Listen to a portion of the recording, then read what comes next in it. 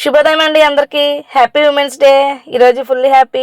స్త్రీ లేకపోతే జననం లేదు, స్త్రీ లేకపోతే గమనం లేదు, స్త్రీ లేకపోతే సృష్టిలో జీవమే లేదు, స్త్రీ లేకపోతే అసలు సృష్టే లేదు. ఎక్కువ మాట్లాడితే స్త్రీ లేకపోతే అసలు బువ్వే లేదు. ఏం మాట్లాడుతున్నావురా, నరాలు కట్ అయిపోయింది. మహిళలందరికీ అంతర్జాతీయ మహిళా దినోత్సవ శుభాకాంక్షలు. అందరూ బాగుండాలి, అందులో మేము ఉండాలి. మనిషి మనుగడ కొనసాగించాలంటే ఫస్ట్ అన్నిట్లలోనూ స్త్రీతోనే ప్రారంభమైద్ది కదండి. అందుకని స్త్రీలను గౌరవించండి. యాక్చువల్ గా మేము అసలు ఈ రోజు ఏ పని చేయకూడదు.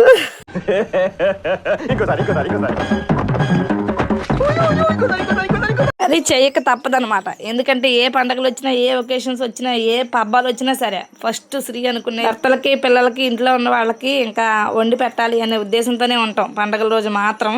ఇప్పుడు నేను మునగాకు తెంపింది ఎందుకో తెలుసా? మునగాకు కారపొడి చేయాలి. హెల్త్కి, కంటికి కూడా చాలా మంచిది మునగాకు. పిల్లలకి, బావకి అందరికీ చేసి పెట్టాలని మునగాకు అయితే తెంపేసా. అది అసలు నేను కాయలు కొంచట్లేదు, ఓన్లీ మునగాకు ఆకు వరకే ఉంచుతున్నా ఆ చెట్టు.